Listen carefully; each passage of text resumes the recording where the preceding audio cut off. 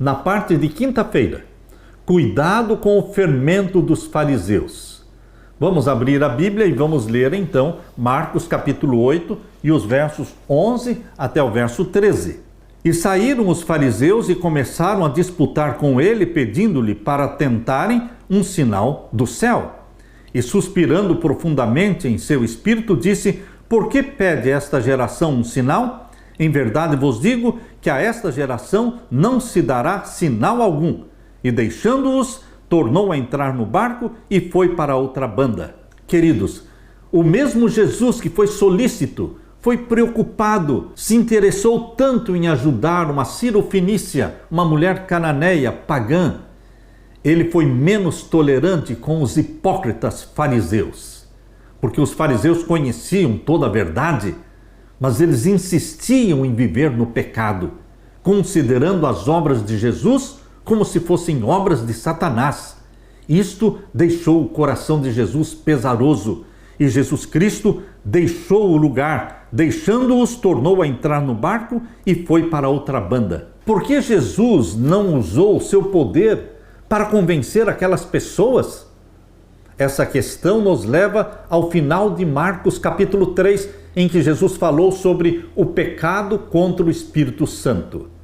Queridos, um pagão, uma mulher cananeia, como aquela que Jesus curou a filha dela, é muito difícil estas pessoas pagãs que não têm conhecimento da verdade, é muito difícil elas pecarem contra o Espírito Santo, porque o Espírito Santo é um pecado voluntário, tendo conhecimento da verdade. Portanto, estes escribas, doutores da lei, eles poderiam pecar contra o Espírito Santo muito mais facilmente. E foi o que aconteceu. Jesus deu as costas para eles e foi embora. Se os ouvidos e os olhos estiverem fechados, milagres e sinais do céu não serão capazes de convencer, mas serão descartados como tudo o que antes aconteceu. Mesmo os milagres não são suficientes para convencer os incrédulos obstinados. Lemos também em Marcos capítulo 8, versos 14 a 21. E eles se esqueceram de levar pão e no barco não tinham consigo senão um pão. Quando Jesus saiu daquela região onde ele confrontou os fariseus, os hipócritas fariseus, eles entraram no barco e foram para outra banda. E o verso 14 diz: e eles se esqueceram de levar pão e no barco não tinham consigo senão um pão. E ordenou-lhes dizendo: olhai, guardai-vos do fermento dos fariseus e do fermento de Herodes. E arrazoavam entre si, dizendo: é porque não temos pão.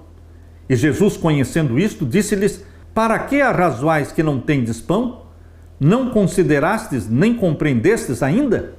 Tendes ainda o vosso coração endurecido?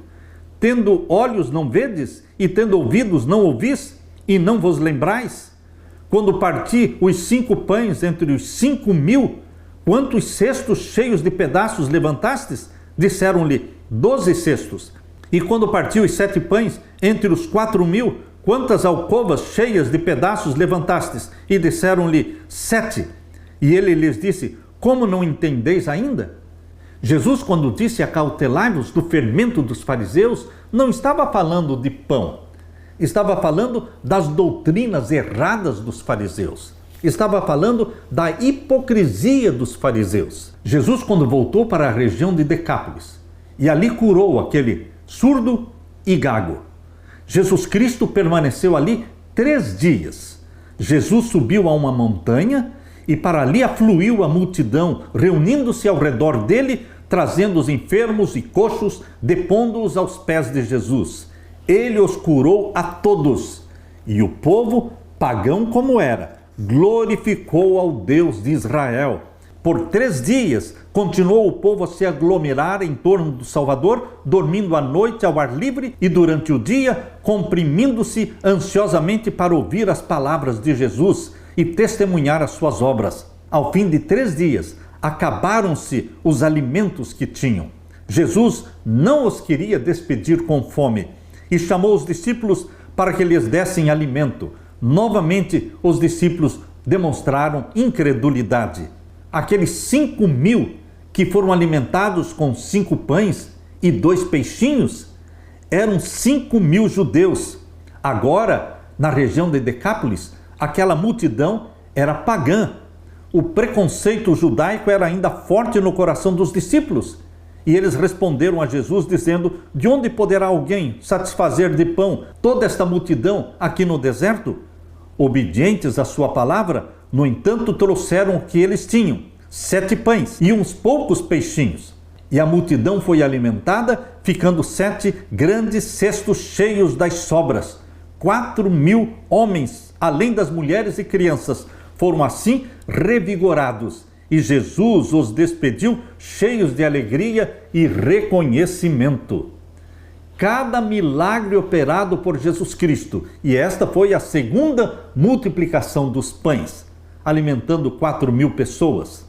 Cada milagre operado por Cristo era um sinal de que ele era o Messias, o enviado de Deus. O maior de todos os milagres é a conversão, é a libertação das almas do reino das trevas, transportando-as para o reino da luz. Não é um verdadeiro milagre que nós possamos libertar do cativeiro de Satanás? A inimizade contra Satanás não é natural ao coração humano, é implantada pela graça de Deus.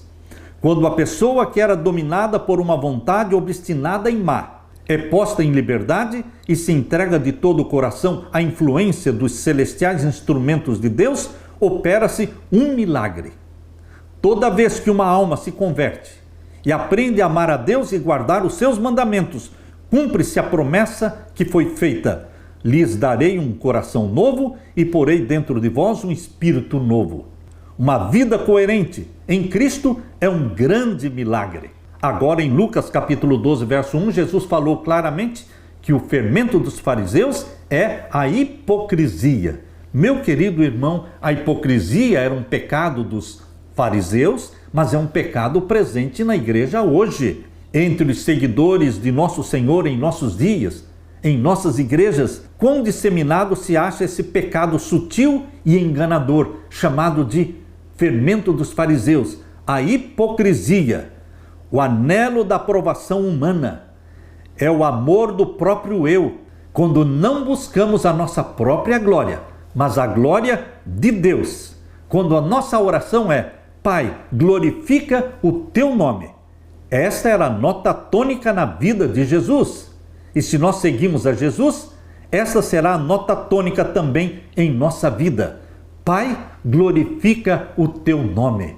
Que o nome de Deus seja glorificado na sua vida, meu irmão, minha irmã. Ele nos manda andar como ele andou. E é nisto que sabemos que o conhecemos, se guardarmos os seus mandamentos. Que em Jesus Cristo você seja transformado, meu irmão, minha irmã, que nós sejamos transformados, que oremos: Pai, glorifica o teu nome em nossa vida. Ajuda-me a viver para a honra e glória do teu nome. Ensina-me a andar como Jesus andou e a guardar os teus mandamentos como Jesus guardou. E que o Espírito Santo seja derramado sobre você, meu irmão, minha irmã. Esta é a minha oração. Amém. Deixe-me orar com você. Pai querido que estás nos céus, muito obrigado pelos ensinamentos de Jesus. Derrama sobre mim e os meus irmãos o Espírito Santo. Que vivamos para a glória do teu nome, não buscando a nossa própria glória, mas a glória do teu nome. Que Jesus Cristo seja glorificado na nossa vida aqui na terra. Que o Espírito Santo seja derramado sobre nós e que possamos amar as pessoas como Jesus amou. Sacrificarmos-nos em salvá-las como Jesus se sacrificou. Que Jesus derrube da nossa mente, elimine da nossa mente todas as barreiras e preconceitos, para que olhemos para todas as almas, para todas as pessoas, como almas sinceras pelas quais Jesus morreu. Ouve a nossa oração, derrama o teu Espírito sobre nós, em nome de Jesus que pedimos. Amém e amém. Meu querido irmão, minha querida irmã, deixo com vocês a paz de Jesus. Amém.